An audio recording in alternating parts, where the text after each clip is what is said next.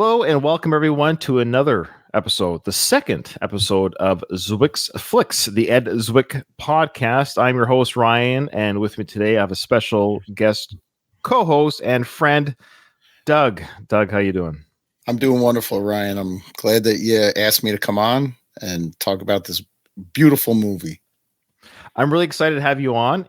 If you're listening to this podcast, I'll give you a quick background. Doug is an online friend. We have yet to meet in person. One day we will, and we'll give each other a nice big bear hug and a kiss on the cheek.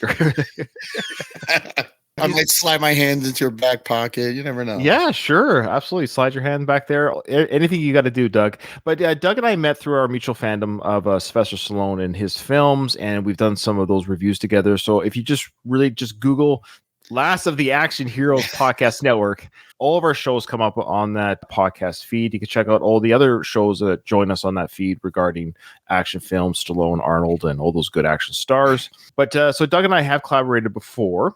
So I'm really excited to have him on because, one, he's a great voice on the airways, but also a great friend. And Doug, you are a fan of Glory, correct? Very, very correct. Yes.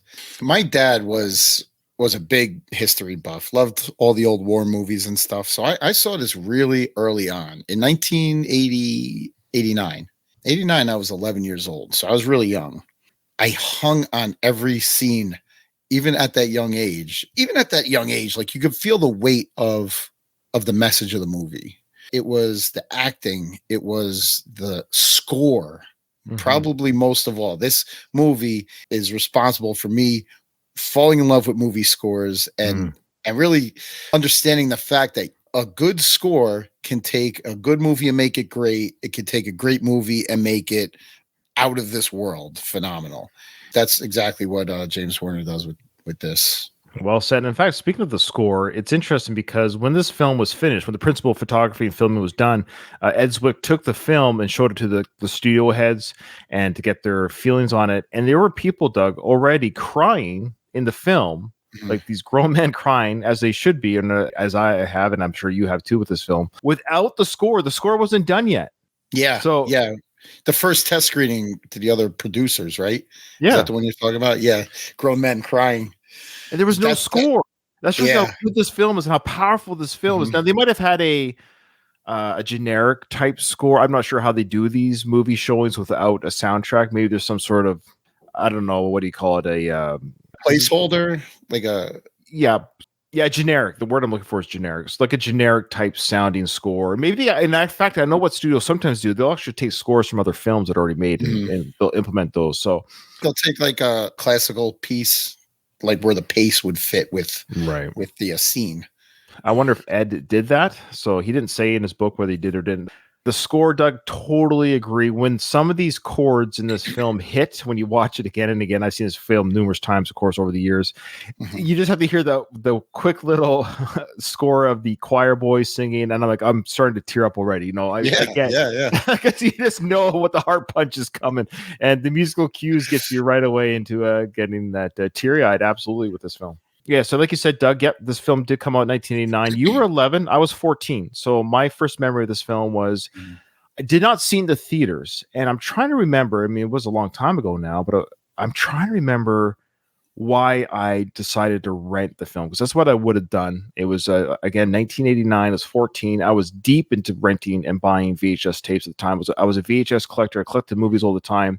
I suspect I probably rented it just because it was a war film, and I'm a big fan of war films from Vietnam, even at that young age, Vietnam films, any kind of war film, historical war films, old-timey war films. But definitely this would have been my first real Civil War type film. I cried at 14 watching this film. Absolutely cried. Yeah. Again, the score has a lot to do with it, but you got to give it to Ed Zwick too. This is an Ed Zwick podcast, so let's give him his due. Like, please shower on him. I want him to come onto the podcast. Let's shower out those positive vibes out there. You got to give it to the way he directed those scenes that drum up the most emotion. Yeah, we're going to talk about a couple of those scenes and his experiences from that. Okay, so this film, Doug, didn't make as much as I thought it did. It was not a box office bomb. It barely broke even. So it had a budget of $18 million in 88, 89, and only a box office of $27 million, which is, it's surprising, but not surprising. partly because you think about, well, Ryan, look at the cast, look at the cast. Well, back then, this cast wasn't quite the cast that you would think of today. Had this movie been made today with these names, it would have been right. Especially in the book excerpts that you sent me, the roles that Denzel Washington and Morgan Freeman played before this, that Ed Zwick was alerted to them from playing, was small roles in in small projects. Yeah, well, Denzel was a TV actor. He was Saying elsewhere. Yeah, it's odd to think. This movie was sort of Denzel's coming out party and Morgan Freeman's, but this movie was a big coming out party for Denzel. What are your overall feelings on the Denzel's performance? I hate to seem like a ball washer, but every time I watch this, I hang on every part of Denzel's performance. Like it's no surprise that he won the Best Supporting Actor Oscar, because he dove in, he embodied this runaway slave, and he just acted the shit out of every scene he was in. It wasn't like chewing the scene. We've seen so many actors in all the slide movies that we do, like the way they chew the scenery. He wasn't. He was just doing it. He was acting. I can't say enough about Denzel in this movie. Totally agree. I think this movie was obviously my first introduction to Denzel. I don't think I'd ever seen him in anything. I mean, I was probably aware of the show at the time of St. Elsewhere, but I never watched it as a teenager or as a kid. So this was a well-deserved. He got the Oscar for Best Supporting and the Golden Globe, I believe, and well-deserved for this film. Now, keep in mind, this was Ed Zwick's only his second theatrical film to direct. Talk about a big jump from About Last Night to Glory. Did you catch any of the story there about how he went from that to this? I wasn't because as I was listening to it, I was doing chores. So no, that's fine. I wasn't hanging on the story as much. All the Matthew Broderick stuff, like, bored. We're gonna get to that. We're gonna get to that. Yeah. Was it him that went and saw the statue in Boston? So Ed himself is a big Civil War buff, and he was as a kid. So this is something that he was always drawn to. It's been in his blood since he was a kid. So the same age that I was when I saw this film and fell in love with the Civil War history because of this film myself, he too was a Civil War fan as a teenager and as a young child. He made his mom go to these Civil War monuments and exhibitions. And the poor mother's like, oh my gosh, but also very happy that her young son was like interested in this stuff, but she was bored. So he's always had a fascination with this. He was sent the script that Kevin Jarre had written. So we're going to talk about Kevin Jarre, if you don't mind, Doug. I wouldn't mind talking about him right now. I know that he worked on the story for Rambo First Blood Part 2. This guy, he's put his fingers in a couple of movies that I'm a huge fan of. And it's interesting. For example, Glory. He wrote the screenplay for it. And then he did the story for Rambo First Blood Part 2, but he also wrote Tombstone. Oh, man. Yeah, that's right up your alley. Oh, Rick, yeah. Maybe you should do a Kevin Jarre podcast. No, well, it's funny. Well, those are big, but he also did Judgment Night, which was kind of fun. He did Navy SEALs, which was a lot of fun. He did The Devil's Own with Harrison Ford. He did The Jackal with Bruce Willis. He did the story for The Mummy. He did Rules of Engagement and then The Alamo. So he's kind of done some of these fun box office type, other than Glory, a lot, and Tombstone is just incredible.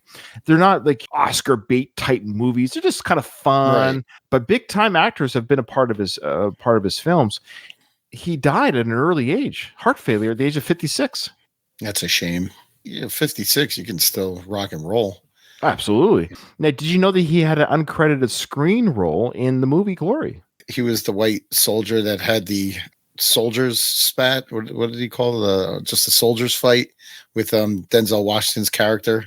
He has one of the lines that gets the waterworks flowing. Right before the Fort Wagner. That's right. So one of the scenes that Kevin Jarre had, and this must be really cool though, if you think about it, he wrote this film. Now, so what Ed did is he took that screenplay and he fleshed out the characters from that screenplay. So I think what Kevin did is he kind of did like this part here, like the historical screenplay. It was more of this battle happened, they were at this part now. And I think Ed took that main story, though he's not credited for it, he fleshed out and gave the story the heart that it was probably needing. As we all know, Ed Zwick is an accomplished screenwriter by his own right and understands character development. I mean, he was part of those TV shows that we mentioned in the first episode of this podcast, of course, 30-something and other ones that he was a part of. So he's really good at developing his screenplay or dialogue and character development. So he added that oomph to this film, though he's not credited as a screenwriter for the film. But he did say it was interesting, as he's talking about being a director, that a good director and a writer will have that kind of relationship. So the director won't necessarily be credited as any kind of screenplay or writing, but that's the collaborative effort, is the director and the screenwriter will work together while during the filming to make the film that much of a better film. So here's the one scene with Kevin Jarre when, of course, the 54th Regiment, they're working. The soldiers are walking through their work area, coming back from a battle or whatever. And here's some of that interaction. Hey, come on now. Buck up, boys. Hey, buck up now. Come on. So that's, of course, Denzel's Trip character yelling at these soldiers, like, come on, man, be a bit of a lip here, which is not a good idea. These guys have seen battle, have seen their friends be killed, and he's telling them to buck up, and we're going to do this fight, too. We're going to show you how it's done. See, someday they're going to let the 54th get into it, see? And all your troubles will be over. Come on now, chill. Hey. What'd you say? Boy. Boy. So that was Kevin Jarre there. So what'd you say, boy? Which, of course, is an insult. Do you know why it's an insult? Actually, what the cultural reason for that is? I'm just assuming it had to do with demeaning slaves. A better podcaster would have this information, not ask the question. Do you know the other white soldier here? Yes, I do know who that is. That's the dude from Breaking Bad who rings the bell on his wheelchair. Mark Margolis, yeah. Tio Salamanca. Doug coming in, yeah. I forgot his character or the actor's name, but these little bit roles, I love seeing them in these little. He has roles. just such a distinctive voice and face, so you can pick him out easily. Hey, let me tell you. Shut up, Trip. You get up off me, Snowflake. See, let me explain something to you. See, the way I figure this war would be over a whole lot sooner if you boys just turn right on around, head on back down that way. And you let us head on up there where the real fighting is, huh? There are men dying up that road. And it wouldn't be nothing but Rebs dying if they let the 54th in it. Listen. All right. So the fight breaks out, of course. Morgan Freeman's character comes and breaks it up. And then, yes, the classic moment, we're going to have to show it to. This is the Kevin Jarre redeeming moment for his character. I'm glad you didn't play his the next line he has. Well, was it a bad word or something? Yeah, when he compares something to tits on a bull. Oh, that's right. Yeah, that's right. The character redeems himself. So when you hear this musical cue, Doug, you're going to get the chills. No, I know. Every time I can think about it and get the chills. But it's just like the music buildup as they're, for anybody that's not watching, it's the whole regiment is walking through like a gauntlet, lined side by side of Union soldiers, just sending them off to almost certain death. Oh, yeah.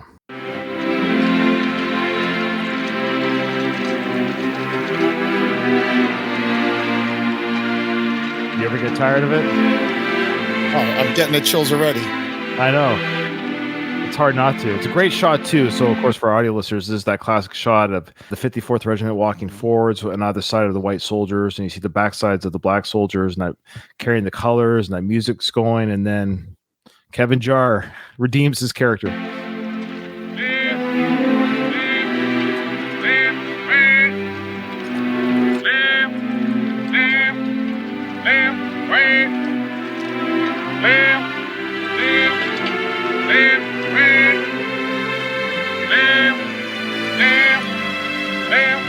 Your mouth 54.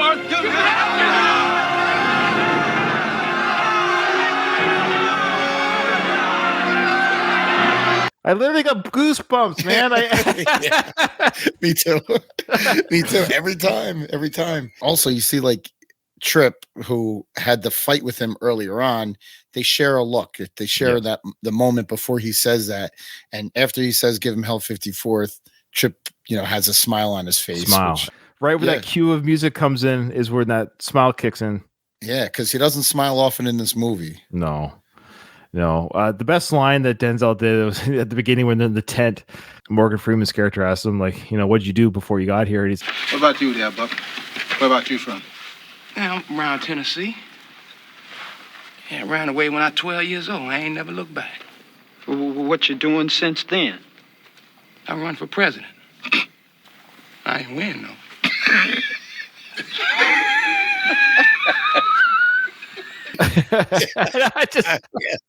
Because at first he's a real jerk to everyone, but when he cracks that joke, it humanizes him. He breaks everybody. Everybody laughs at that. All right, let's hear what Ed had to say about Denzel since we're talking about Denzel. Oh, actually, before we get to Denzel, let's close or put a pin on Mr. Jar. So it was just interesting that when we listened to the book, Doug, that Kevin and Ed, they kind of butted heads, but it's nice to see that they came together, that Kevin Jar allowed the film to be made that needed to get made. And then he had a part in the film. I thought that was very nice of all that to happen. And a big moment, too, for Kevin to yell that part, give him Hell 54, and every grown man starts crying. I mean, that's a powerful moment that Kevin got to be in the film and to see his film come to fruition. I would think that in any good partnership, it's not going to be all sunshine and rainbows from day one to release of the film. You know, you're gonna butt heads, especially if you never worked together before. Also, there's gonna be some growing pains, but it's not the butting heads, and it's not how it starts. It's like that moment where you come together, and now it starts to flow. And now it's like playing off one another and making it work in the end. That's what counts. The next day, it was time to shoot the first tent scene. I said good morning to Morgan, Jimmy, and Andre as they walked onto the set, ready to rehearse. Denzel was nowhere in sight. After a few minutes, I began to get edgy. The AD told me he was still in makeup. 10 minutes later, I was getting angry. We were on a very tight schedule. Finally, he appeared, with his head shaved. We'd never discussed it, but the moment he began to rehearse, I stared, open-mouthed, at the utter transformation that had taken place. Overnight, he had become Trip, volatile, funny, angry, mesmeric. The next night, as we watched dailies, despite the wonderful specific work by the other actors in this scene, it was impossible to take your eyes off Denzel. That night, I still couldn't sleep, but it wasn't anxiety that kept me awake. I had been in the presence of greatness. I'd never seen an actor command the focus by doing so little. It wouldn't be the last time I felt that way working with Denzel, neither on this movie nor on the others we were to make in years to come. Doug, you said the exact same thing about you couldn't take your eyes off him, and Ed felt the same way watching him behind the camera. Here's a young director, 35 years ago, feeling the exact same way that you expressed in this podcast. You couldn't take your eyes off Denzel. This was Ed seeing this transformation with the head shave. They didn't talk about it. He did that on his own. What do you think of that? It's very daring, wouldn't you say, for an actor to say, I'm going to shave my head? Yeah, especially if you don't discuss that with the director beforehand. But what can you say? Like, yeah, it might have been a bold move, but it was the right one. He transformed from people might have known him from St. Elsewhere. Now all of a sudden he's a totally different guy. You start with a clean slate. Now, Denzel, of course, had a part in the movie, which is one of the most heartbreaking, transformative parts of the whole film. And it makes me cringe every time. And it's a hard one to watch. It's a hard one to get through. Doug, the whipping scene. Yeah, it is a hard pill to swallow. Even more so when I researched this movie a little bit more, that this never happened in real life. Okay, that's right. We discussed, of course, before we started recording, how much we're going to go into the history of things, how much is it accurate. I don't think that's necessarily important so much because it is just a film that shares a message. And I think that's what's key here is the message about the treatment of blacks. So though they didn't do the whipping necessarily of blacks from the army perspective, black people were whipped by white people. So, of course, this was showing the inhumane treatment that black people received at the hands of white people as when they were slaves. I think that's why the scene was kept. What do you think? What are your thoughts on why it was shown, though it wasn't historically accurate for Army to do that? I agree. And for all I knew until 2 days ago when I was researching this, that it actually did happen. But if you think about it, the Union soldiers were against slavery. They were abolitionists. They were against the mistreatment of these humans. So to punish him the way that all these slaves that were punished on the plantations and stuff doesn't seem like it would fit with the Union Army's morals. However, I get why they included it here, and it's to kind of highlight what the slaves were going through, at that time. And I guess the most poignant way to display that is to include a whipping scene. It is a powerful. It's hard to watch because now, if you're a fan of the movie, and of course you know the scene we're talking about, I don't know how many people listening know the story behind this scene. So I'll summarize a bit of it. Then I'm going to let Ed finish the story without spoiling it. They did do principal filming of the scene. What they did, they actually used a cloth that was enough that when Denzel was hit by this cloth, this prop whip, that he felt it. It wasn't necessarily like stinging, but imagine being hit by, I don't know, like a dish towel. Like you're going to feel it. You can feel the impact, but it's not going to break the skin or anything like that. So that's what they used.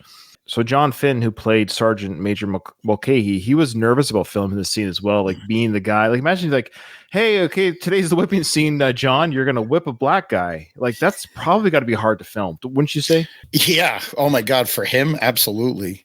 But the subject matter of the movie without this scene is heavy, right? It's just a heavy subject the movie covers. Ed Zwick, even, I don't know if it's in the excerpt, but he claims that the tension of the actors during this scene was real and it was palpable. Like you can feel it in the air.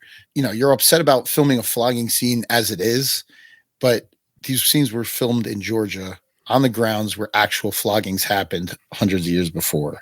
So all that combined, like, I think he compared it to ghosts being real, like being there on set. They did the principal. Yes, thank you, Doug. Sorry, that was awesome. Yes, you're right. And they already did a lot of the shots, but Ed told Denzel, hey, we're going to do one more shot, and I'm going to let him finish the story here. But we did the shot again anyway, as a safety mostly. This wasn't a scene anybody wanted to have to reshoot. At the end of the second take, the operator signaled that we were good. It would have been easy to move on to the reaction shots, but something told me there was more to be mined.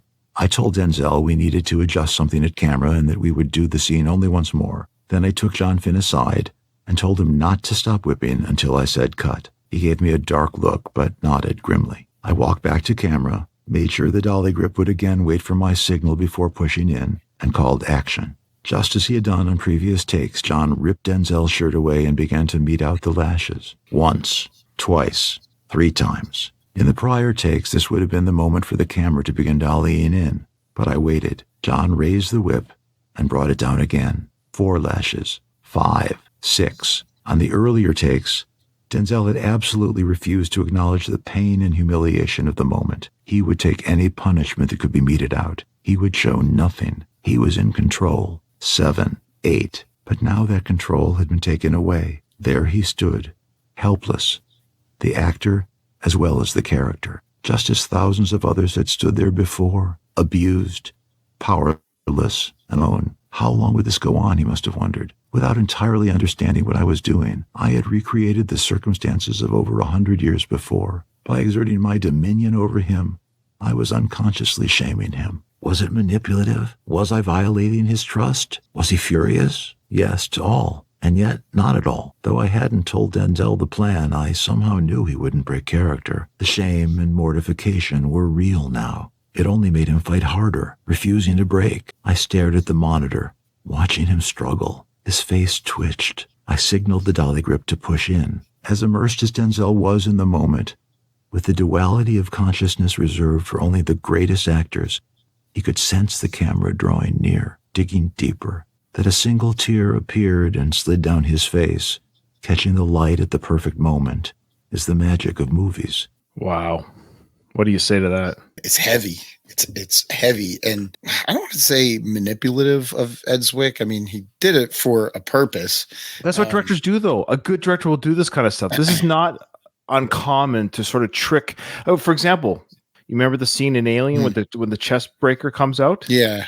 None of the actors knew that was going to happen except for the actor who I forget his name off the top of my head. The actor that had the chest thing in his because he was part of makeup. John Hurt. Yeah, that's right. He knew that was going to happen, but all their reactions of the thing coming out, they didn't know that was going to happen. So them jumping off the table and screaming was real. Yeah. So that was a manipulation by the director to trick the actors to get a real reaction, a raw reaction. And the fact that Ed knew that I'm going to do this to Denzel and he's going to be mad, angry, and pissed, but he's going to channel that character. He's not going to break. He's not going to look away. And I just love how that tear comes down, Doug. I mean, how do you do that?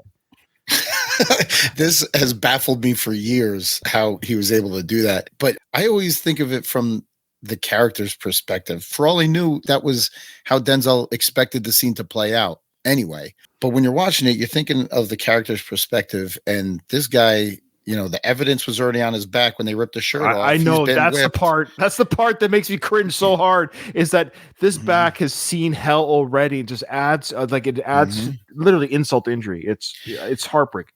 You think Tripp as a character has been whipped so many times and he's probably early on shown vulnerability. He's probably shown pain and cried, but it's been done so many times that he is calloused over emotionally and mentally that he just stares Gould in the face, takes those whippings without showing any emotion, but every man reaches a point where you just can't hold it anymore, and that he doesn't bawl.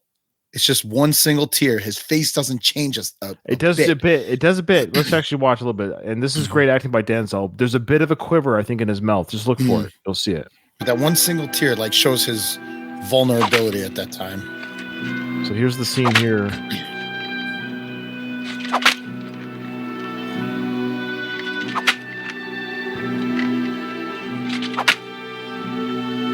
And let's give props, of course, to... We're going to get to Matthew, guys. Don't worry. He's going to be saving the best for last. But let's give props here, of course, to the acting of Mr. Broderick. And as they're both looking at each other, as he's watching what he has ordered to happen, he's watching it play out as he's looking at it, and how Denzel looks him right in the face as it's happening, his character. It's just such a... Yeah, they're both locked at each other, both different expressions on their faces, but powerful. Yeah, Matthew Broderick is showing more pain in his face than Denzel is at this time. Yeah, right there. There's that mouth movement there as he tenses up. You see, he licks his lips a little bit, purses his lips a little tighter. But you're right, though. It's not like he's bawling, but he purses himself. It was crazy, though. Of course, you can still hear the crack. Yeah, Craig, you're like, as a viewer, you're like, stop. Yeah, you're yelling. Enough. He's had enough. He's had enough. And of course, for our listeners, he's being, for the film, if you forget, he's being whipped because they thought he was deserting. He left the camp and he was caught as a quote unquote deserter. And of course, we find out later, and I've got a story for that. I won't say it now, but we all know what happened or why he left. Oh,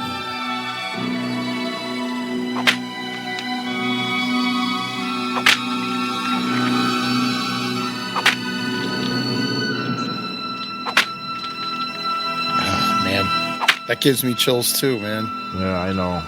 It's like how the music backs off just a little bit. Right there. Look at the mouth. Do you see the mouth? Yeah, it quivers. It goes up and down. Yeah, but it's subtle, but it's there. He's just... Yeah.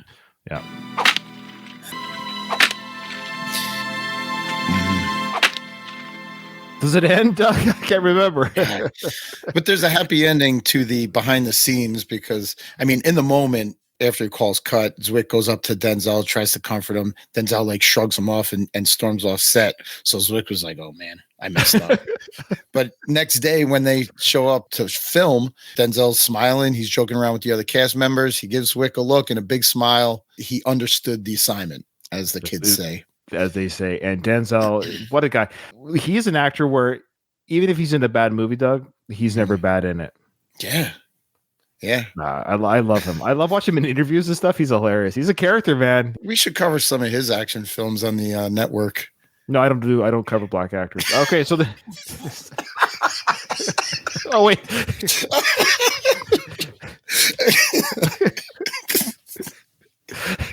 A little bit of levity, guys. You have to have a little bit of levity after that brutal. Yeah, it was too heavy. Break the tension. Okay.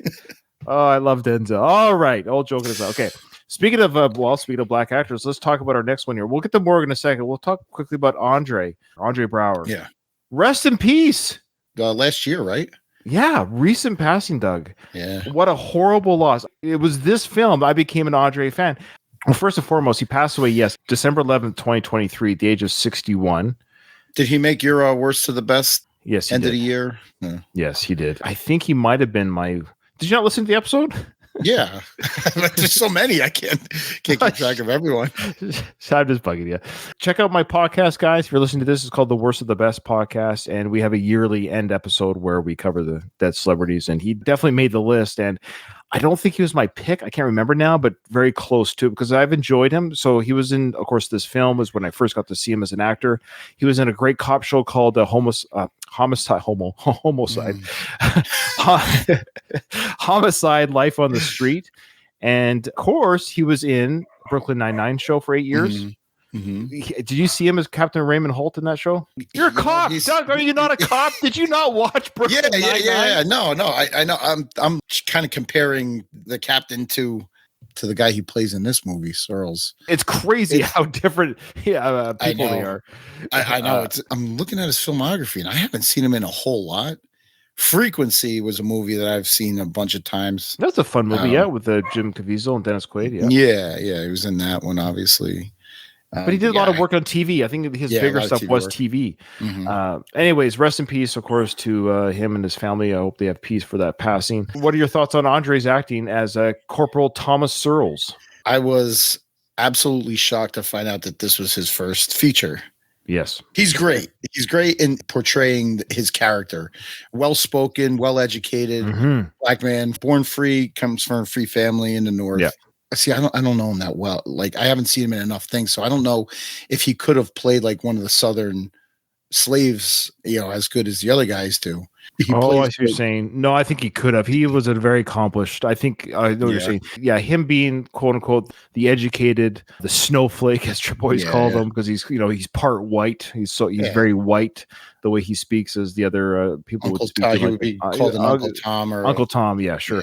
Yeah, he did an incredible job, and when he, of course, that big moment in the film where he goes, well, "Am I to hear there's going to be a colored regiment?" And Rob, is it true? There's to be a colored regiment? So it seems. Then I am your first volunteer.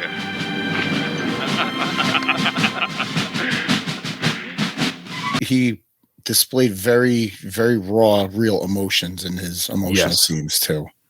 Oh yeah, when he had to cry, lots of crying from Andre. There's that scene, of course, when he's being they were doing the bayonet training. Yeah, and John Finn's character says, hit me as hard as you can. Yeah, and he can't, and he knocks him out. Jesus, Mary and Joseph, what have we here? Bonnie Prince Charlie and his little toy bayonet. You're not reading your books now. Go on, get over.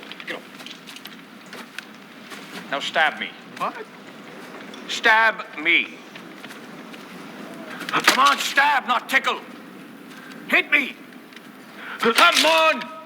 You prissy little schoolgirl. You're the worst soldier in this whole company. Now hit me.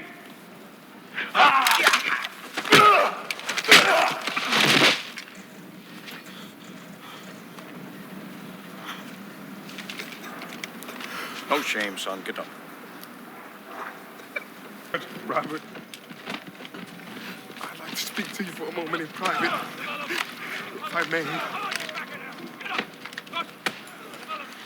Enlisted men wishing to speak to their commanding officer must first get permission. You understand, Private? Yes, sir. On guard! Thrust! Develop! Recover! Thrust! Develop! Recover! Thrust! Develop! Recover! On guard! Thrust! Develop! Recover! You better put some oomph into that boy. I want to say this too about John Finn, the guy that played the drill sergeant. He did an amazing job as a drill sergeant. I'll say this, guys, you think it's mistreatment. Actually, I know it's partly because it's a film made in modern times, but he did a great job. I've been a drill sergeant. I'm in the military. I'm in the Navy, but I did 2 years as a drill sergeant or basic training instructor, as we call it here in Canada. But how he treated the recruits was legit. Yeah. Like, for example, when I first saw this movie as a kid or as a teenager, I was appalled that he would say, "Don't look at me," don't look at me when they're marching. Mm-hmm.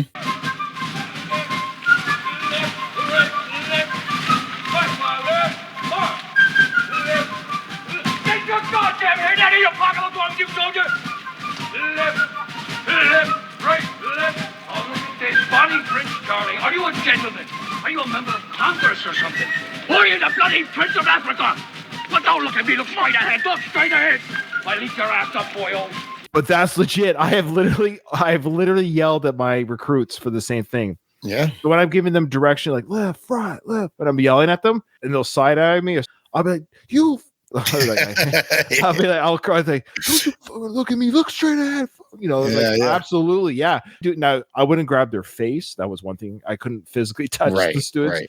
But them yelling to look ahead, that's legit. You do not look at the instructor when he's instructing. You do not look him in the eye. Absolutely. You never looked him in the eye. So when you're at attention, Doug, and you're dressing your the sergeant or drill sergeant or whatever, sir, yes, sir, you look through them. Yeah, You're the recruits. So me as an army guy, or not army, sorry, Navy or military personnel, I enjoyed John Finn's acting. I thought he did a great job. And the thing is, people mistake him. He actually wasn't racist. He was actually a very good instructor. That's when he said to Matthew Broderick's character at one point, he goes, how long have you known him? It was all my life or something. I have no doubt that you are a fair man, Mulcahy. I wonder if you are treating these men too hard. You disagree? You may speak freely. The boy's your friend, is he? We grew up together, yes. Let him grow up some more. I see. Will that be all, sir? Yes. Dismissed.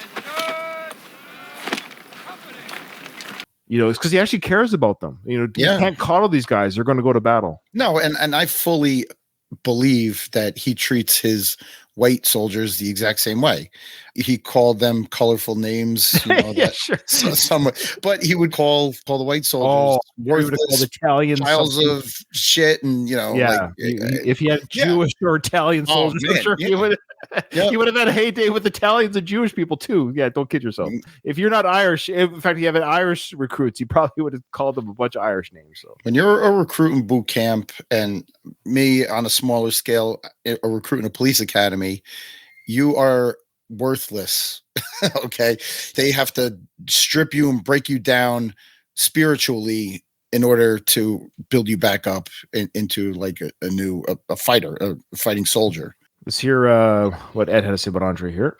One evening, after an exhausting day of seeing actors in Manhattan, she announced that if we hurried, we could make it to the senior showcase of graduating actors at Juilliard. There was someone she wanted me to see. We fought our way uptown in a torrential storm and found seats in the back row of the Peter J. Sharp Theater at Lincoln Center. Andre Braugher was nothing less than a revelation. I'd never seen such power and command in a young actor. His parents had wanted him to become an engineer, but everybody in that theater could tell his destiny was elsewhere.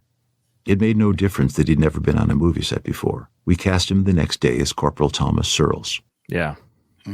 All right. Now let's move to Mr. Morgan Freeman. So did you know anything about Morgan Freeman before you saw this film? I must have, because he didn't look like a stranger to me the first time I saw this, but I don't know what I would have seen him in. Yeah, I don't think he did. I don't think we did. It's interesting. Morgan Freeman, he's a late bloomer to the industry. If you can believe, he's 87 now, by the way. Yeah, I think one of his big movies too, one of his first big movies, of course, was Driving Miss Daisy, for example. Yeah.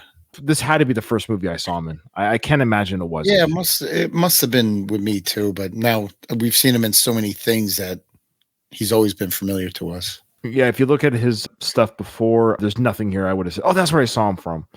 So Glory was his big break, because right after Glory was Driving Miss Daisy, then Lean on Me, and then all these other. Oh, yeah. Robin Hood, Prince of Thieves, he was great. He was great in that. I loved him in that. And then, of course, again, I'm a huge Western fan. I know one of these days I'm still going to do my Western podcast. It might be the one after this one, actually.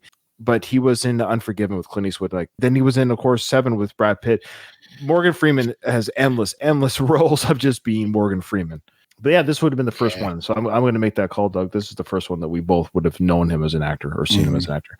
Here's what Ed had to say about Morgan. Freeman had made a strong impression on me as the terrifying pimp in Street Smart, so I didn't know what to expect when we met. He walked into my office, sat down, and gave me the warm, open smile that was to become his signature over the course of an extraordinary career. "You got me," was all he said. Thus began one of the most rewarding relationships I'd had yet with an actor, mostly because I hardly had to say a word. His performance as Sergeant Major John Rawlins was spectacular from the first shot. Morgan had gone through tough times earlier in his career. He was quite open about it and even more vocal about the serenity he'd found in sobriety. His kind, steadying presence was something I came to rely on when things got tough. Yeah, that tracks. He also kind of played sort of a role in real life similar to his character. When Ed Zwick, he went to Morgan Freeman to kind of like get a temperature, how everybody's doing, if anybody needed anything on set, just like his character in the movie did with Colonel Shaw. This scene is... Now, okay, guys, of course, if you're listening with kids in the car or whatever it is, I'm not going to edit it for the purposes of the podcast, because it is done by, of course, the actor in the film. The N-word is used, but I just want to give not safe for work or whatever, just a heads up. So, but this scene is incredible acting by Morgan Freeman. Trip is basically making fun of Searles, played by Andre, making fun of his character, calling him, making fun of him and saying you're just like, you look like a he's being derogatory. He's being racist towards Andre about his blackness in a sense, because he's trying to take care of himself. He's trying to look smart in his uniform. He's been egging him on the whole film. Yes, that's right. Yeah, this is what the one-time thing. He wants to fight him. He wants to fight him. Yeah. And he's just waiting for Searles to make the first move. Before you play this is another scene where it's focusing on Morgan Freeman because he's the one with the monologue, but I can't take my eyes off of Denzel during. You're right. You're right. I mean, yeah, there's the his reaction to everything. Yeah. Come on, Nick. All right. Hey, get your hands off me, grave digger. Damn it. Does the whole world got to stomp in your face? Nigga, you better get your hands off me. Ain't no niggas around here, you hear me? Oh, I see. So the white man give you a couple of stripes. Next thing you know, you hollering, ordering everybody around like you the master himself. Nigga, you ain't nothing but the white man's dog. And what are you? So full of hate you just want to go out and fight everybody. Because you've been whipped and chased by hounds. Well, that might not be living, but it sure as hell ain't dying. And dying's what these white boys been doing for going on 3 years now. Dying by the thousands. Dying for you, fool. I know, because I dug the graves. And all the time I'm digging, I'm asking myself when, oh Lord, is going to be our time. Well, time's coming when we're going to have to ante up. Ante up and kick in like men. Like men! You watch who you call a nigger. Then the niggers around here is you. Smart mouth, stupid ass, swamp running nigger. If you ain't careful, that's all you ever gonna be. You men going about your business. Ooh, man, the acting from these. That is acting, Doug. That is what you call acting. Yeah. Yeah, it is. That gave me chills too. Like, yes, all of these. I know. We can just play the whole movie. We should probably just turn off the podcast. Everyone go watch the film. It's not better than what we're doing. Get your popcorn. We'll have one of those watch along. Everybody watch. Yeah, watch alongs. Just continuing after Rawlins walks away, the camera stays on Denzel, and as he lets his words sink in, it's a brilliant piece of acting again by Denzel. I can't wash his balls enough. He's just amazing. Cup them and wash them, Doug. Cup them and wash them. That whole monologue, it's so there's only one character that can take control and really hit those words and make them hammer home to Trip, and that's Rawlins. All right, here's another something else Ed had to say about Morgan. He never wanted to talk much about his scenes, yet he always managed to make known how he wanted me to stage them. One night, we were shooting the moment where Shaw comes to Morgan's character, Rawlins, and asks for his help. As we rehearsed, I noticed that Morgan never once looked Matthew in the eye. Just as I was about to move the camera to catch his look, I realized that he was making the point of not looking at him. Not out of defiance, but as a black man who had lived a lifetime wary of being punished for being uppity, he couldn't risk being confrontational with his white superior. To watch him struggle with the dilemma of how to make it known to Shaw that the men need good shoes, and yet never meet his gaze, is a lesson in subtlety. Finally, as Shaw is walking away, Rawlins can no longer contain himself. Shoes, he says, still looking straight ahead. The men need shoes. In that moment, a bond is formed between them, and for that, Shaw later names him the first black non-commissioned officer. Brad Pitt said something to me years later about Morgan after working with him on Seven. He's the master, Brad said. The thing about Morgan is you never see him move. Effortless at his acting. That's how I took that. It's just, you see him act in that movie, and it just seems like when Morgan acts, I think it's a combination of the timbre of his tone and his voice, the way he's able to enunciate words. It's every time he speaks, people always joke, like, if anyone could narrate my life, it'd be Morgan Freeman, because there's something about the way he speaks. And he's always, like, in the movies that he does later on, he's always like the stoic guy. He's always the guy that knows all the information. You know, you need something, you go to him. In this, he's like a submissive. He's like a guy that's uneducated. He's a guy that just barely making it through life as a, former slave. It's a weird contrast to what we know him as, but I mean, he doesn't miss a beat. So Jimmy, the actor Jimmy, who played Jupiter Sharts. Yes. This guy is the best character name. The way he acts, his name is, what's his name again? Jimmy Kennedy. Jimmy Kennedy. Have you ever seen this guy since or before? I've never seen him before or since. What an anomaly. Now, he's been in stuff. But His acting in this movie as this, I hate to say simple person, but he's a little bit not too bright. Good book, brother? Yes, it is, actually. Name Searle. Thomas Searle. Jupiter Shots. What about that book? It's a collection of essays, actually. Fourier, Emerson, all the transcendentalists. It got pictures? No. Teach me? Yes, I'd be happy to. Stutters. He doesn't know his left from his right. That was a great moment by John Finn when he's teaching them how to march. Company! Halt! For God's sake, man, do you not know your right from your left? No, sir. How many here do not know right from left? Jesus, how pity. This is your front. This is your rear. This is your right. And this. Now you're learning, boyo. Company, forward, march. One. Boyo. Yeah, you got it, boyo. Or now you're learning. Well, here's what Ed had to say about Jimmy. Kennedy was a graduate of the University of North Carolina School of the Arts. A well-trained actor, for years he had only managed to find work as a day player on TV series. Yet I sensed in him none of the telltale hunger of someone looking for his big break. Jimmy's audition was earnest and heartbreaking. As we got to know each other, I learned he was deeply religious. Faith would become a central underpinning of the movie. Jimmy's shone like a beacon. He became Private Jupiter Sharts, the fourth soldier in the tent. His sweet innocence was such a. You just wanted to protect him. He was just a naive but sweet. Heartbreaking. The word that Ed Zwick used there was a perfect description of him, because like in that scene where he's shooting the glass bottles and then Gould is trying to get him to load his rifle and shoot quickly, which I understand Matthew Broderick's character was proving a point that it's great to load at your leisure and shoot at a glass bottle, but when you have to do it quickly when somebody's trying to kill you, he was just trying to make a point. And Jupiter Sharts didn't really understand that. He was scared. He was actually scared during that scene, and it was heartbreaking to see him like shaking and like jittery. Attention! Company! Attention, company! As you were. Front and center.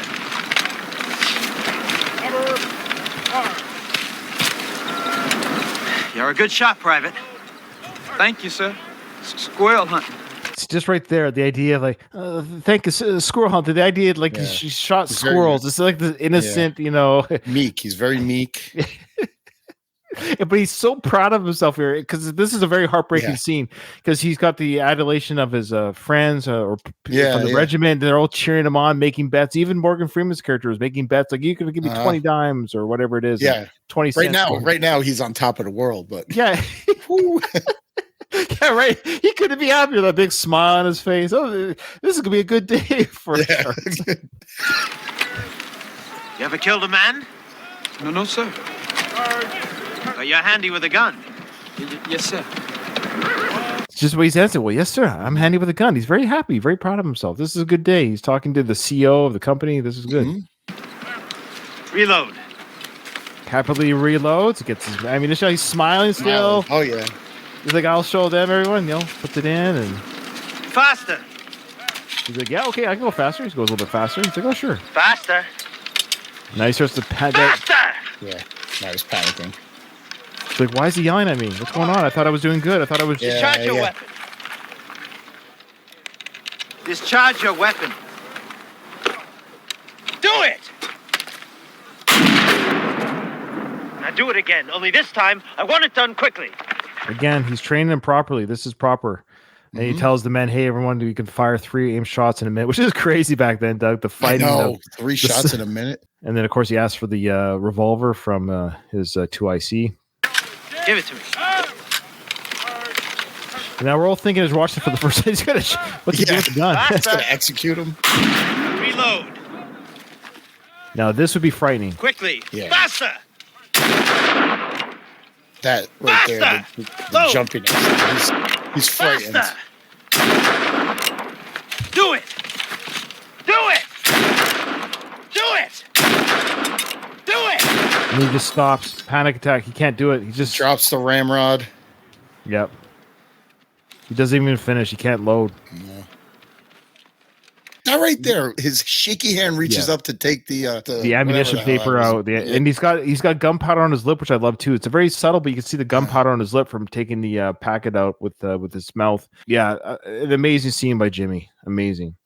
All right, we won't play the clip that he talks about Carrie, but basically, long story short, regarding Carrie, only a very short thing to say that Carrie Ewells is how you say his last name, Owls or Ewells? Elwes. Elwes. Sorry, I can never say it. He was in The Princess Bride, of course. Ed Zwick loved him in The Princess Bride, and he was just very happy that Carrie's like, no, I want to be in this film. Took a cut and paste, and I'm going to be on this film. Believed in the project from the beginning, and I suspect Carrie was already a seasoned actor and just gave Ed no problems whatsoever. And he was great in the film. What did you think of Carrie in the film? Yeah, he was great. He was great. He did The Princess Bride before this. He was the lead actor in that. So for him to take a secondary role, to so to speak, but he didn't try to like show up anybody. He knew the assignment too.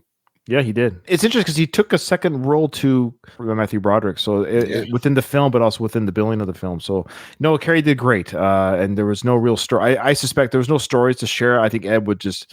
I think he basically said Carrie was great, and everything you saw, he did well. So there's some really great. I can't recommend this book highly enough, folks. So obviously, I don't want to play the whole chapter that he does in Glory. I mean, trust me, I can't. It's like 40 minutes long, but he just gave great accolades, is what I'll say. There's a clip, but I just not for sake of time won't play it. But he gives some great accolades regarding the four main black actors that we've spoken about: Jimmy, Andre, Morgan, and Denzel. Basically, what Ed Zwick said, those four were the tent pole.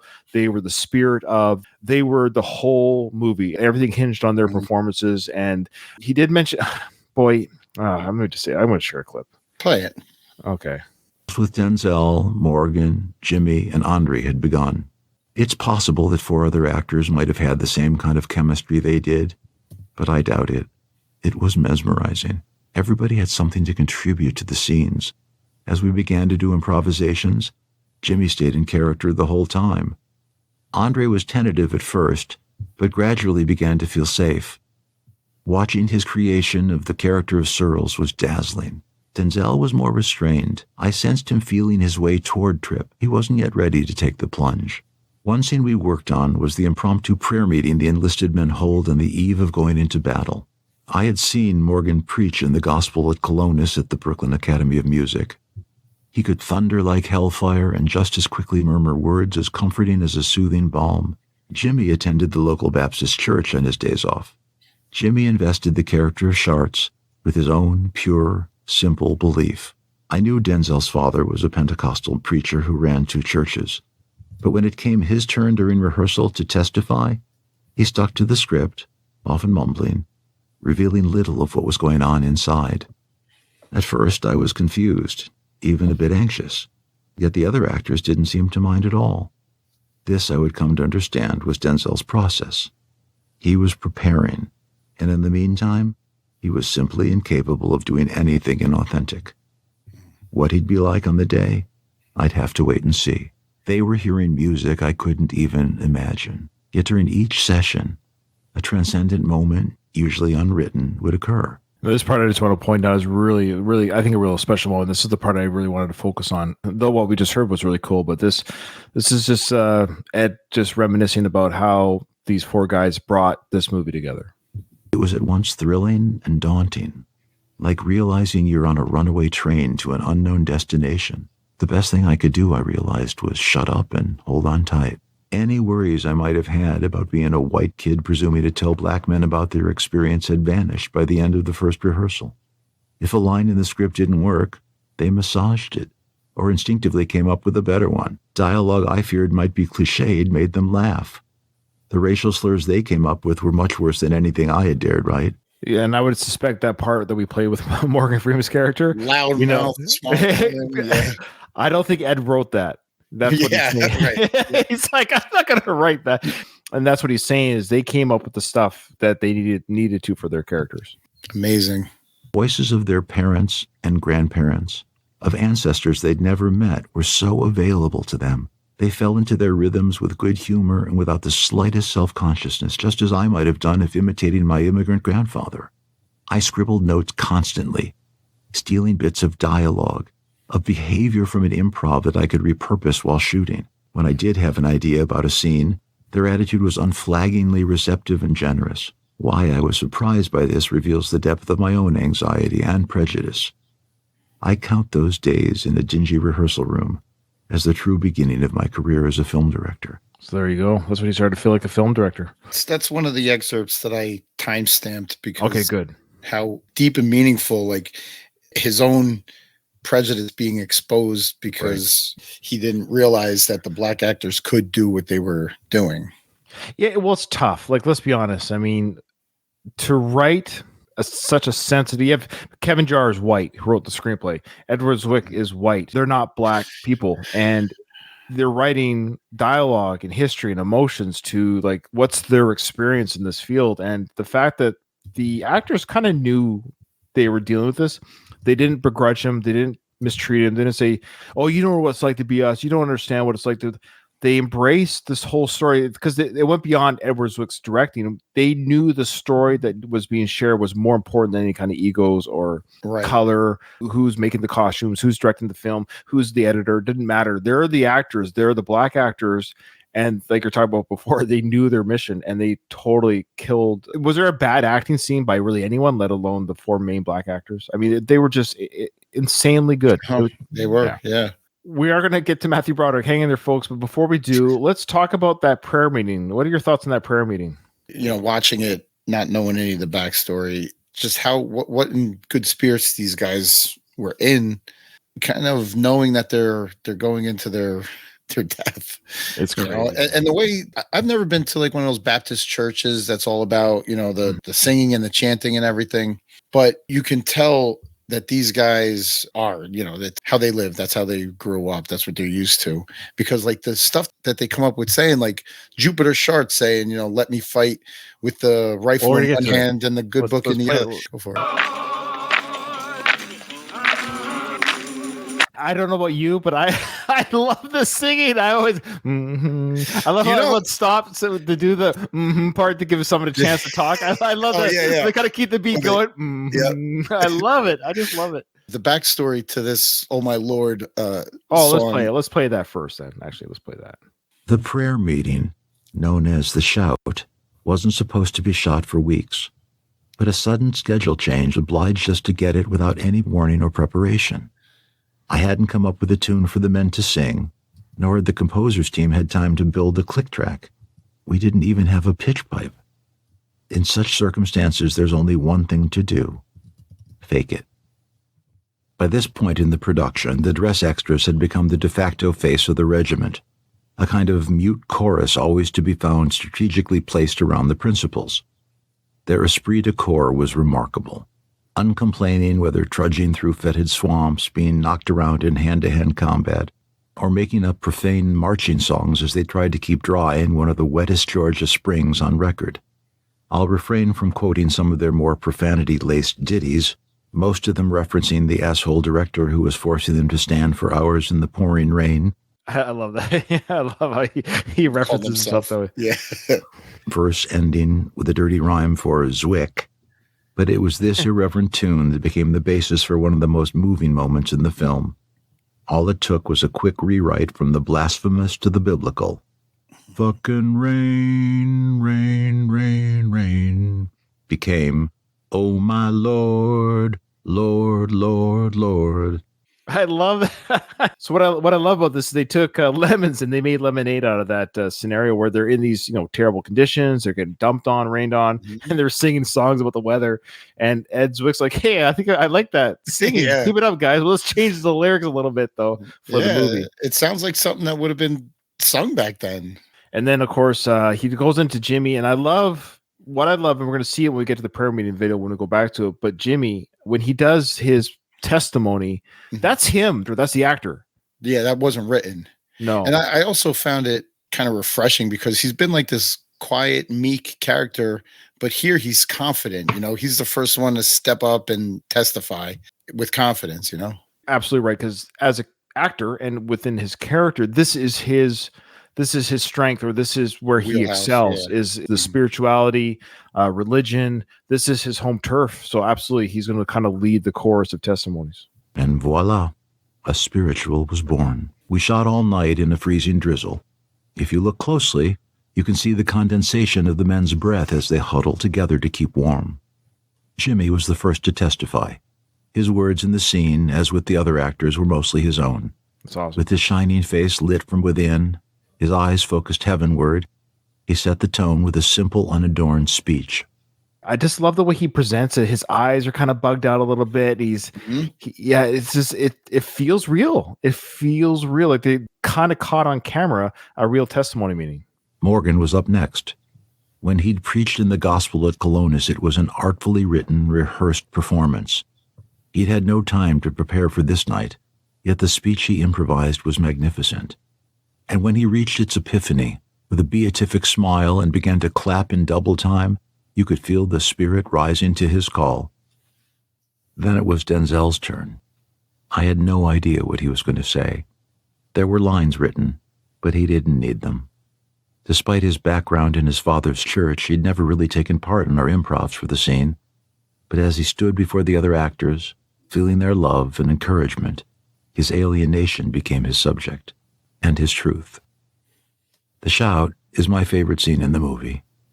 I'd like to think it not only captures the belief and sacrifice of the characters, but also the commitment of those who made it.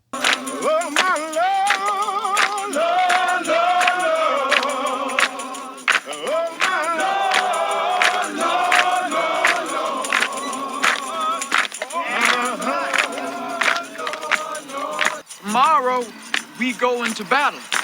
All right.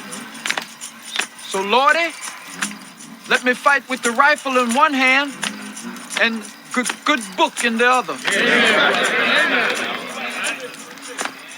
That if I should die at the muzzle of the rifle,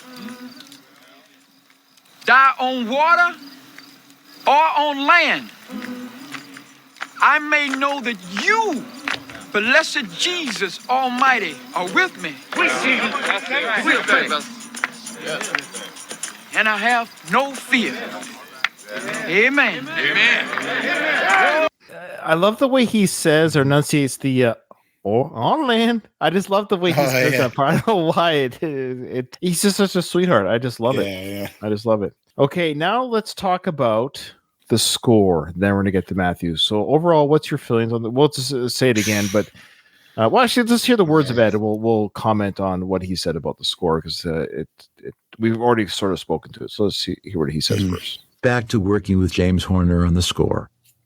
Glory was the first of several films he and I were to do together. His combination of mastery and sensitivity was exactly right. How to give a musical voice to a story? That's the challenge presented to a composer when he first looks at an unfinished film. Inevitably, there are certain mundane tasks to be addressed, a transition to be smoothed by a musical sleight of hand, a sequence that can be better knitted together to help underline a theme or a relationship. But not until that mysterious process begins, when the composer sits alone at his keyboard and out of absolute stillness dares move his fingers across the same 12 keys that have been struck by composers for hundreds of years, does a kind of alchemy begin.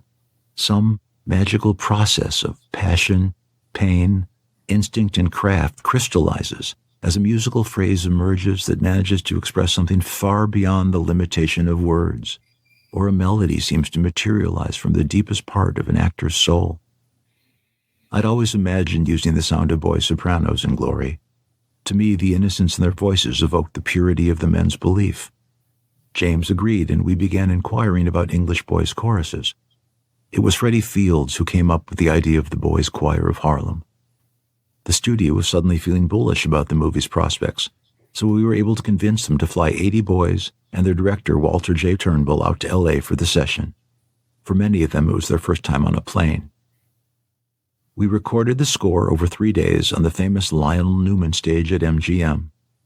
The sound of a 100-piece orchestra, topped off by a chorus of angelic voices, endowed the images with a grace and tragedy no dialogue could ever express. Neither before or since have I seen a room full of jaded Hollywood session musicians in tears. Word spread on the lot. and other directors began dropping in.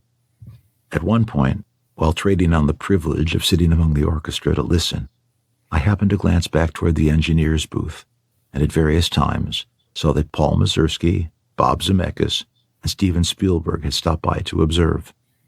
It felt like my bar mitzvah. In some sense, I suppose it was. Yeah. I mean, what else do you say? I mean, it's just the fact that other people were dropping in just to like sit in on the score that shows you something, that they were on the right track the whole time. Having the Harlem Boys Choir too was nice touch. Perfect. Yeah, I mean, it wasn't pandering. It just made sense. Let's have a black choir sing. I assume it was a black choir from Harlem. Yeah, it's more than appropriate. And it was so beautiful. I mean, the session musicians, the people performing the music, were crying. Yeah. The music does that, man. There's something about this music. I don't know how people get through without crying. They must have been. I'm a score guy, like I love musical scores. I'm a huge Star Wars fan, and I love the score in Star Wars, but the score in Star Wars doesn't ever bring me to tears, really. You know what I mean? It's a beautiful score, but like this really drums up some emotion, man. Well, let's get to the part of the film that makes most of the men cry, especially me. Of course, it's right at the end. So, of course, they had the big battle, the dead bodies on the beach. Mm-hmm. And there's that choir, Doug. Mm-hmm. Sounds like ghostly voices over a graveyard, But angels at the same time. Kind of saying, you did well. You did well, boys. Yeah. And this part always kills me because it's the enemy flag going up. You know what that flag, that means they lost. They didn't win the battle. They didn't take the fort. No.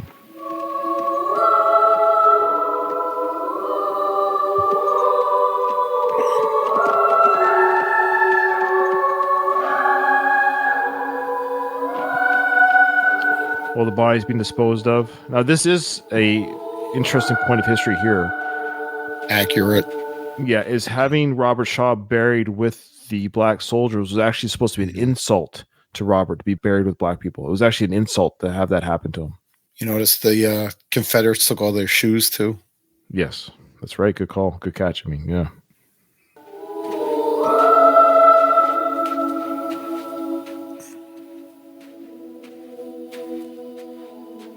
I love that voice change. The tone change, the body of Shaw being picked up. He rolls down the... Oh.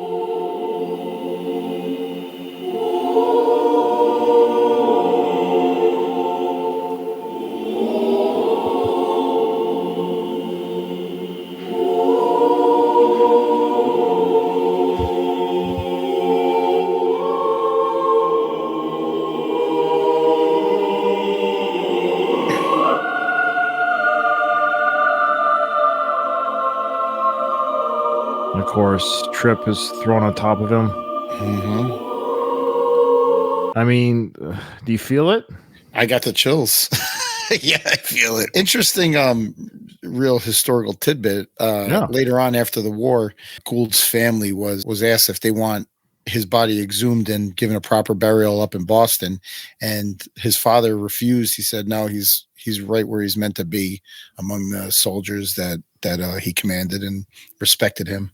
Well said. Now, I know this is I have to treat this film, for better or for worse, as I'm going to do with all the films in Ed Zwick's film career, meaning like we could spend 10 hours on this film. Oh my God, easily. Like we could do a minute by minute, Doug. We could do a minute by minute. Yeah, and I would love to do that maybe one day. Maybe we will. Maybe Doug and I will do a minute by minute, just me and you.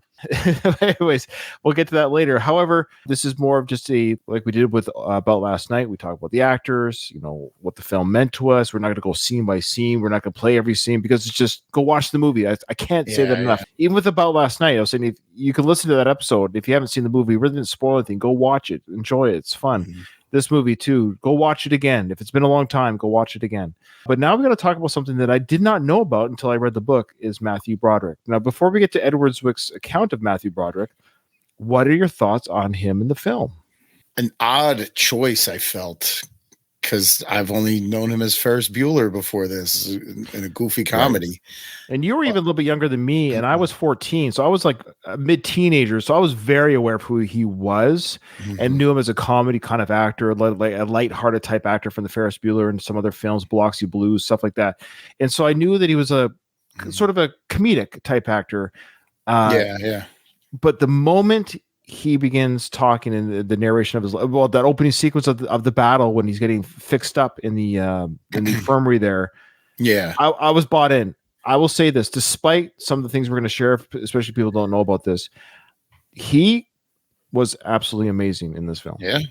His dialogue scenes it didn't capture me as much as his nonverbal scenes. He was very good nonverbal. Like the one we covered with Trip getting flogged, that his nonverbal acting in that. At the end, remember when he's standing by the ocean and he jumps off the horse and he lets the horse go and he's just staring at the ocean, the look on his face, the thoughts, that's a very powerful 30 seconds or so of film. He's looking out into the serene ocean with the seagulls.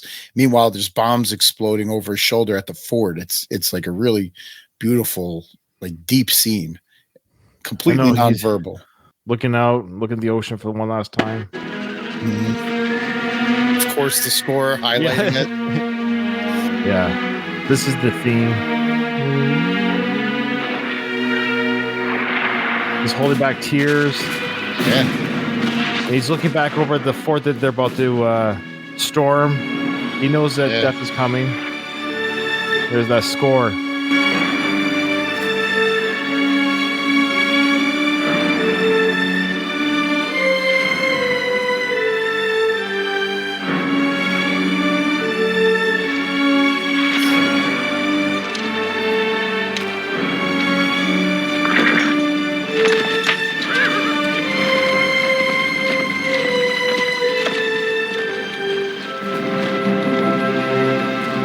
And then the change in the scores as he steals his resolve is like, here we go.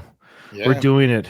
Those are the moments that I really appreciate him in this film. And he did have a passing resemblance to the real life person. Have you seen the photos of Robert Shaw? Yeah, very youthful looking guy. Yeah. I mean, they're about the same age at the time of filming and had a goatee there. And he looks just like Robert Shaw to some degree. I thought Matthew was great, but I'm a little surprised about, here we go. Yeah, we've talked the good. Now we got to get to the bad and the ugly.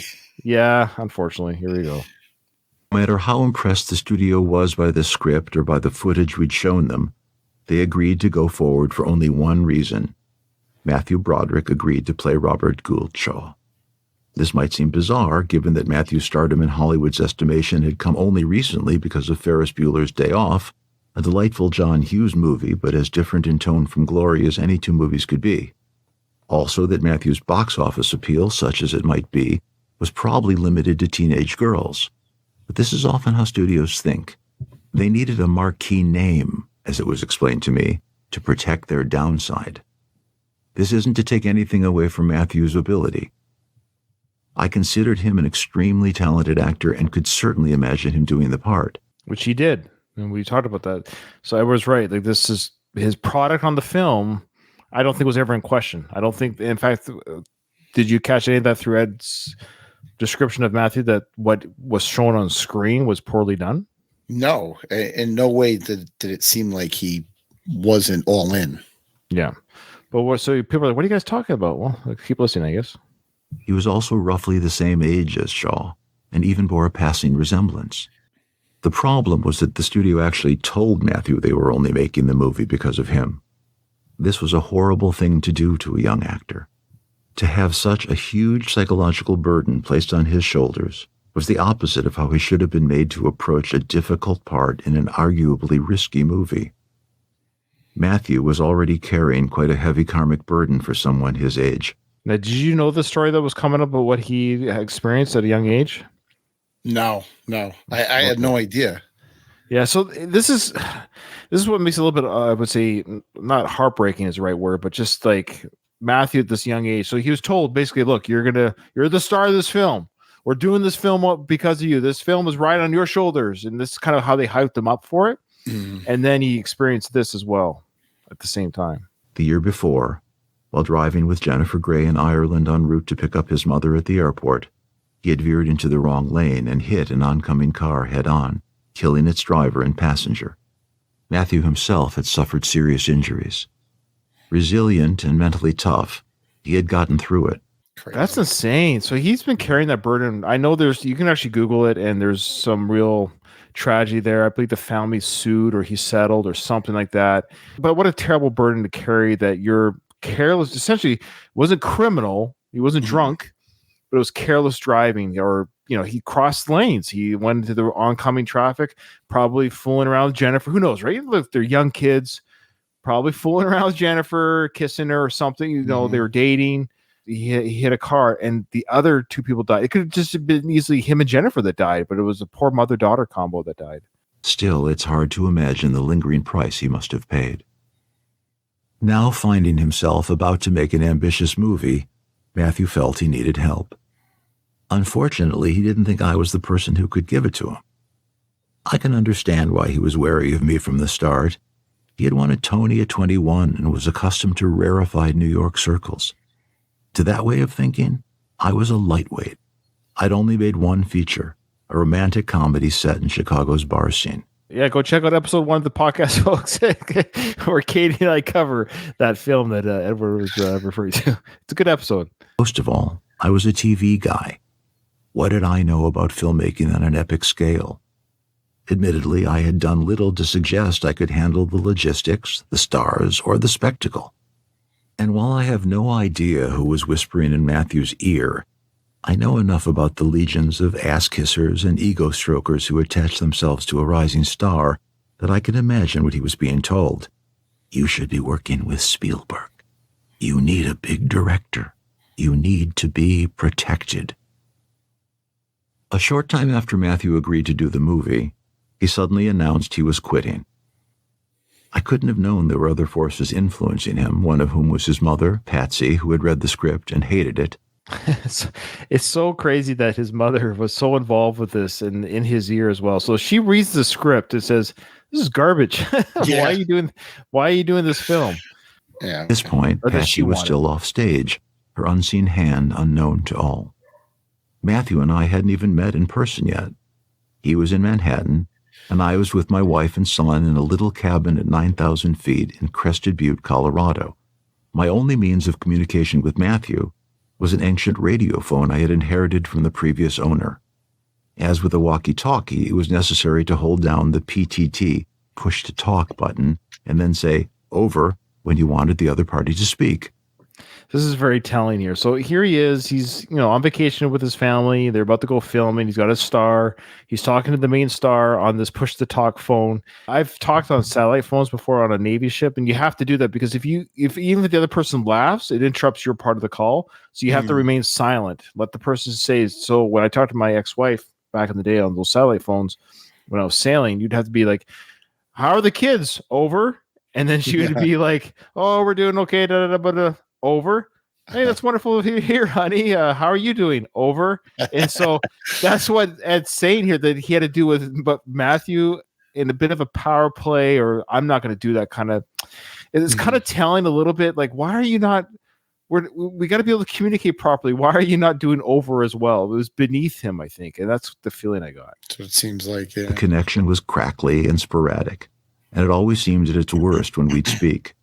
One day it broke down altogether, and I had to snowshoe 2 miles down the mountain in a blizzard to a payphone to hear Jeff tell me that Matthew was quitting again. Calm down, Jeff. What happened? He's trashing the script, says it needs a complete rewrite. Okay, I'll call him. I called Matthew. The radio phone was working again.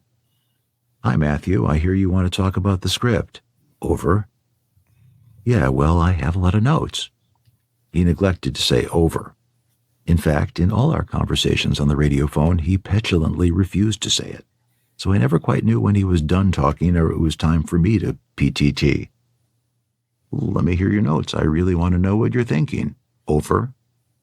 As Matthew went through the script, his thoughts were all about his character.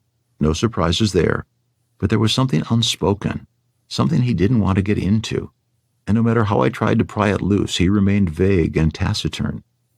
As I understood them, his notes weren't extensive, and they felt doable. It certainly didn't sound like he was trashing the script. I told him I'd dig into the scenes and send him pages. He seemed satisfied and clearly wanted to get off the phone. I said, over and out, and we hung up. He was back in the movie, for now. This sort of sets the tone here of kind of off to a rocky start, wouldn't you say, Doug? Yeah, very rocky. You go into this project with a chip on your shoulder immediately. Where do you go from there? So his mother, I think at this time, where we find out later, the mother's squeaking into his ear. She was not interested in this being a black film. It was about the 54th Regiment. She was more interested about this being Matthew Broderick's big Oscar-winning moment type film. So let's get him more scenes. She wanted like a whole background scene of him as a kid and everything.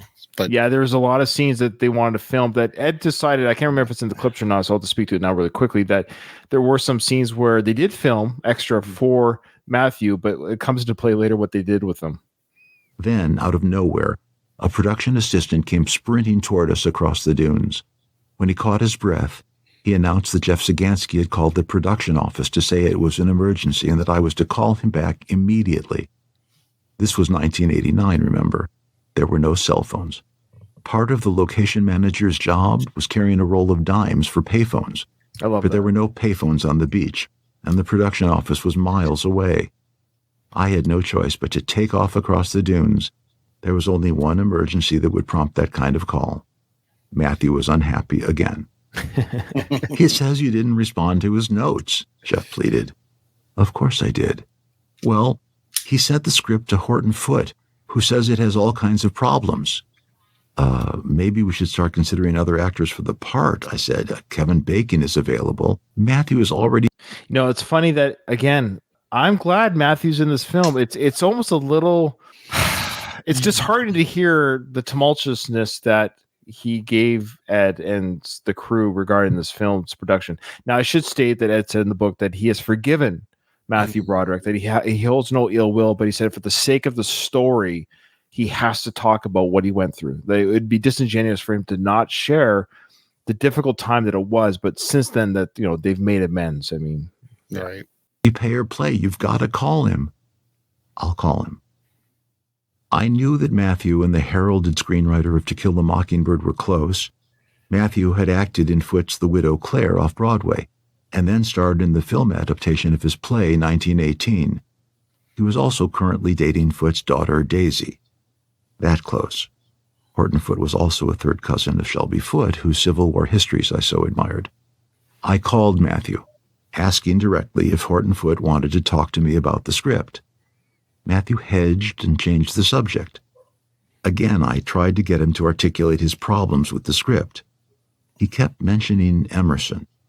I knew that Ralph Waldo Emerson had been the soul of the abolitionist movement into which Shaw was raised, but I still couldn't understand what Matthew was getting at. Fly down this week and let's get into it, I said. I'm not sure when I'm coming down, he said. I've got a lot going on up here. I just want to say Ed does a good Matthew Broderick there. He kind of mimicked his voice pretty good there. Did you catch that? The little tone change that he did there? The first time I didn't notice it, but this time I caught it a little bit. He just does a little bit of a Matthew Broderick voice there. I kind of like that. It was dawning on me that Matthew didn't like confrontation. But by the end of the call, it was clear he wasn't walking off the movie. We were to have several more of these long, awkward, circular conversations. But what I hoped would be a substantive opportunity to hear him out always seemed to dissipate into something vague and purposeless. Later, I'd hear how unhappy he was with the call. Still, I imagined once we got to the starting gate he would find his footing.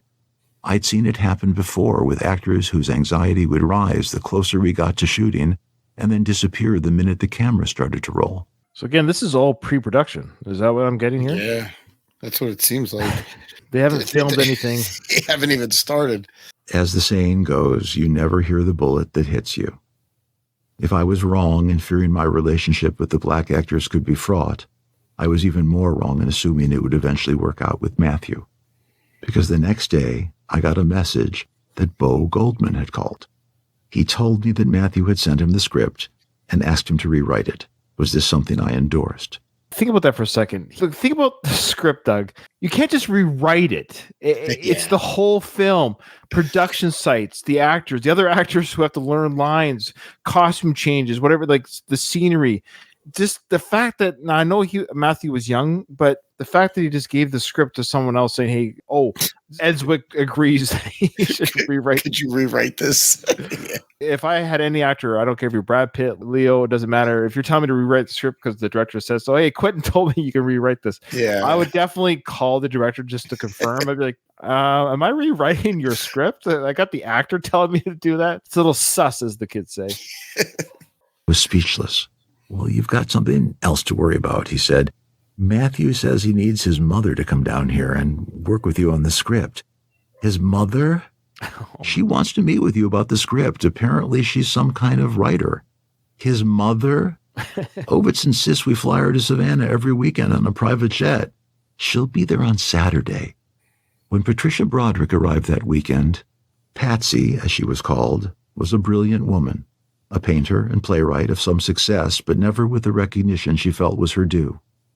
We met, Matthew, Patsy, and I, in my office for hours on end, going through the script page by page. Although I'm sure she was capable of warmth and charm, I was never treated to that side of her.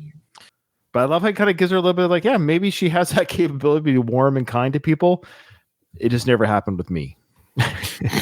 Yeah. I got a feeling he's being very diplomatic. I bet you she probably was a cankerous personality in general. He probably wanted to use a few other choice words. Yeah.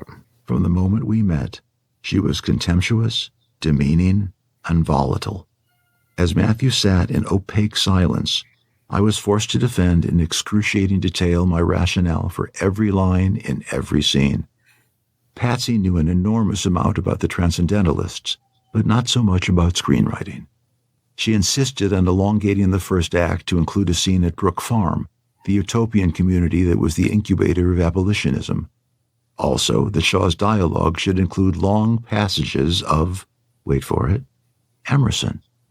At least now I understood why Matthew kept bringing him up in our calls. It's because you got the mother. This is how it's all coming together here. She's behind the scenes beacon, and a lot of this probably didn't necessarily always have to do with Matthew. I think he was probably between two worlds. Let's pretend the mother, for example, was just, this is amazing, Matthew. You're in this awesome movie with Ed Zwick and Glory. This is a great message, great movie. Go get him, Tiger. He probably wouldn't have been difficult with Ed. So that's why I want to talk about this. I think a lot of the behavior that Matthew was showing was he was torn between his mother's love or adoration and working on this film. I think that the mother was just completely on board with the vision of Ed. I agree with you 100%. Okay. I think a lot, and it shows when he said he wanted Emerson in his lines, but couldn't kind of articulate why. Is because he wasn't getting all the information or it was getting mixed messages from his mom, or the wires were crossed somewhere. So he couldn't articulate it, but he was speaking his mom's words.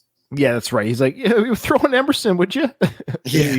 Ed's like, what? Why? I don't know. I think it'd be good. She also maintained we needed to add Shaw reading from Harriet Beecher Stowe's anti-slavery polemic Uncle Tom's Cabin, watch him training troops in front of the admiring ladies of Boston, see him attend a famous speech by Frederick Douglass, and most of all, play a long scene in which he is convinced to take command of the regiment by, you guessed it, his mother.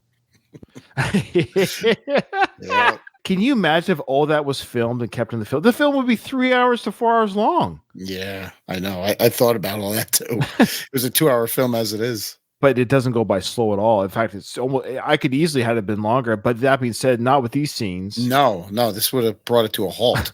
Like a courting scene with his wife or girl. It's not necessary. Yeah, it's not necessary. It doesn't do anything for it's a story about the 54th. It's not a story about Robert Shaw. Exactly. One of the many ironies of the sad saga with Patsy is that I had known her late husband, James, quite well. A wonderful actor and an amiable pro, he had starred in Family, where we had worked together happily. He had died of cancer only a few years before, at age 55.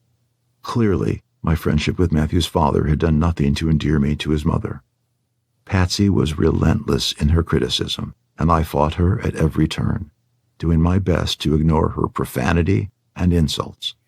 One of her choicer comments was to describe my writing as limp as a penis. You know what's funny? I don't think she's ever seen one that's not limp in her presence. It's like nobody can be excited when she's around. Patsy believed her son to be in imminent danger and had come to defend him with no holds barred. Jeff had mentioned in passing that Patsy had been sick, that she had survived lung cancer and triple bypass surgery only a few years before. I was fighting with a sick woman. This at least explained some of her extreme behavior. Yet did it mean I had to allow her to savage the script? In retrospect, I can see we were both desperate. Had I understood it then, I might have been more compassionate. It must have been excruciating for Matthew. He was in an impossible position too, obviously concerned for his mother's health, and only a few years past his father's death, not to mention the trauma of the car accident, yet he hardly said a word. He already had no respect for me. Seeing me go toe-to-toe with his mother could only have made him hate me more. What a terrible time for Ed. Yeah. And for Matthew, it seems like, too. Yeah, he was in an impossible position. A sad tale all around, but we've got one last clip here, Doug, but this one's key. So basically what's happened now, folks, so with the Matthew story, essentially, as you can see, the mother was the issue, driving these points home to Matthew, who's already gone through the loss of his father, that terrible, tragic car accident, his mother who's just yelling and screaming at the director that he has to work with. But despite that all, the film gets filmed. We get the performances out of Matthew, so say kind of what you want about the mother end or about Matthew Broderick allowing the mother. He could have said, Mom, back off. Stay out of my business. So to some degree, he enabled the mother to cause this. So that's on Matthew as well, because he's an adult, a young adult, but he's still an adult. He could say, Mom, go away. You're destroying my chances on this film. But despite all that, he did a great job in the film. Yeah. They got all the shots. They filmed all the shit that Ed did say that he conceded on some things. They filmed things, but when they watched the dailies after, he mentioned they were unwatchable. It was a horrible thing to watch. They filmed it, they did it, and then they watched it afterwards. Like, we cannot put this in the film, and they didn't. So now we're going to fast forward. The film is done. It's in the can. It's been shown to the executives. People love it, but right now Matthew and his mother have yet to see it. So what happened here is Ed was told, "Hey, Matthew Broderick's in Toronto, Canada, filming with Brando and Hoffman." What was the movie called again? I can't remember. Family Plan or something like that, or the Heist, The Freshman. Yes, The Freshman. That's right. It was the something. Again, I saw this film because I thought it was great. I saw this after Glory, and I enjoyed Matthew. Here's the thing: I actually think Matthew's I like him. I think he's a good actor. I think he's very talented, and I just think he was just very young. Like we said, they have buried the hatchet. Everything's fine now, but this is still just a story then. So he's flown to Toronto. He's got the film reel in his hand. He's ready to show it to Matthew and the mom. He bumps into some of the co-stars of Matthew in the elevator at the hotel. Took the red eye and stumbled into the hotel for a quick shower. In the elevator, on the way down, I ran into Dustin Hoffman. He and Sean Connery were starring with Matthew in Family Business, to be directed by Sidney Lumet. Oh, Family Business. Sorry, I was thinking of a different one. Family Business. We were both wrong. All right. Oh, no, this was just, sorry. This came out the same year as Glory, but it was filmed after. That's right, because there would have been more post-production probably on a movie like Glory. Family Business was a smaller film. That's right. This was Sean Connery and Dustin. So Matthew was with some big names, eh? Yeah. Yeah, because then he did the Freshman with Marlon, which was a great film too. Okay. Dustin was very chatty. We had reconciled after our bust-up on Drawing Fire. He smiled mischievously and said, "I heard you were coming." Before I could glean his subtext, the elevator doors opened. So we got Dustin saying, "I heard you're coming." So Matthew with probably the mom for sure, Patsy, talked Ed up. Oh yeah, Ed's coming with the film. Yeah, it's just talking off Dustin's ear about it. Yeah, my son's never worked with that guy again. Or like, so Dustin's laughing at him. "I heard you're coming." He's like, "What does he mean by that?" Oh, poor Ed. But it's okay. He's got a great film, right, Doug? So this should go fine. Yeah. There was Matthew and Patsy. I shouldn't have been surprised. After a few forced pleasantries, we walked across the street to a brand new 800-seat theater. As the lights dimmed, I began to sweat. Jet lag? PTSD? Oh God, I realized they didn't know I had cut the entire first reel. So, yeah, I can't believe you didn't think of it. When I was listening to the story, it's the first thing I thought of when he was going back with the film, because he mentioned they cut it out earlier. Yeah, he said that earlier in the book, and I'm like, Oh, he hasn't told them yet. He's sitting next to them with like, hey, remember those scenes that you wanted me to film? I filmed some of them. Guess what? Let's watch this film together. Yeah, as the lights dim. Oh, by the way.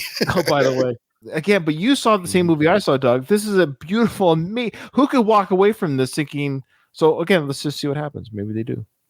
Or that I'd also excised an unnecessary subplot dear to Patsy about a romantic evening Shaw spends in Beaufort, South Carolina with Charlotte Fortin, a beautiful social worker whom he unconsciously offends when he refers to her mixed race. The movie played beautifully on the huge screen. While watching, I even entertained the fantasy that Matthew and Patsy would love what they saw and that all would be forgiven and forgotten. That was before the lights came up and they walked out without a word or a backward glance. That sums it up.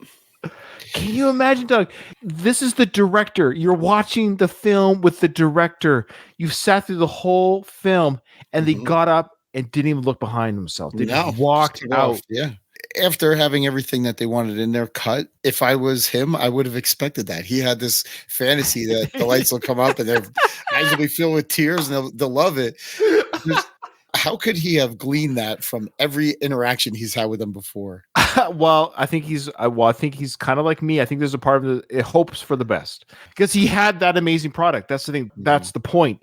He's like, despite all the crap that you guys put me through, check this thing out. And Matthew, you yourself, this is an amazing performance. Like, we got something here. I also like, I don't know if you have the clip, but how Matthew Broderick wanted the rights to the final cut of the film. And Ed Zwick just flat out refused. Yeah. Like, didn't even entertain it. Just flat out refused. Yeah. So, Doug, there you go. There's our coverage of Glory. I know, unlike the movie, we're not ending it the best way. Meaning, I don't know how to end this discussion because it's such a grandiose, huge film. You could dedicate a whole podcast like series to the film. You could do a minute by minute or 5 minute by 5 minute type episodes on this. There's so much with the scenery, the violence, the score, the acting, and then every scene itself. Cinematography. Cinematography. Yeah, like it's a beautiful movie from beginning to end. Yeah. Maybe we didn't do it justice. I don't know if we can. I know there's been many podcasts out there that have covered this film. You can just Google it. I think we maybe offered a different perspective or a unique one. Hope we did. Hope we gave some insights that maybe people didn't know before. But Doug, this has been an absolute pleasure having you on. I said, like a good friend. You're even just as good, if not a better podcaster. Please. No way. Is there anywhere people can see or hear you? Do you got any projects going on right now? What's going on with you? I know you're busy with the baby and jobs, but yes, what's going on? The last of the Action Heroes podcast network. You can hear me with Ryan and Craig. You can hear me guest on Ryan's other shows too. Katie, I guested on her show once as well, her Retro Maiden show. So there's plenty of stuff going on. Plenty of places you can find me if you really want to. I don't know why you would. Well, you're handsome. No, this has been an absolute pleasure. You are going to be coming on again. I've only got about 3 or 4 of you that I'm going to be having on this limited series podcast, and you're one of those people. So I think you'll be doing a second film. So if you're up for it, I'd love to have you on again. For sure. This was awesome. Okay. Thank you. Thanks for having me, man. It's been an honor to serve under you, Colonel Robert Balkan. I would love to be buried next to you. I would love it. Lie on top of you forever. Fantastic film. Yes, this is a beautiful film. It's one of my favorite films of all time. This film is the reason why I'm doing this whole podcast years later. It was this film that got me like, who is this Ed Zwick guy? And I followed his career, not completely. That's kind of why I'm doing this podcast, because it's now forcing me to go through all of his films to talk about them all. But this was the genesis. This is a film that can't be matched, but it was his second film. So it's already here. Here we go. Second film, Glory. Hard to believe, because the next film we're going right back to something a little bit small and intimate, which kind of makes sense. I'm looking forward to hearing from Ed Zwick himself why he went to his next film. And yes, for teaser, Katie will be returning for episode 3. Yes, she'll already be back for that. I thought I need to have a female voice again. It looks like a movie where I need to have a female voice. And you only know one female, so. Yeah, she's the only female podcaster that I enjoy. No, I mean, no. I'm just kidding. No, she's fantastic, and I'm able to work with her with no problem. So yeah. All right, guys, thank you so much. I truly enjoyed this. Doug, take care, and we'll see you guys in the next episode. Thanks, Ryan. I'll see you.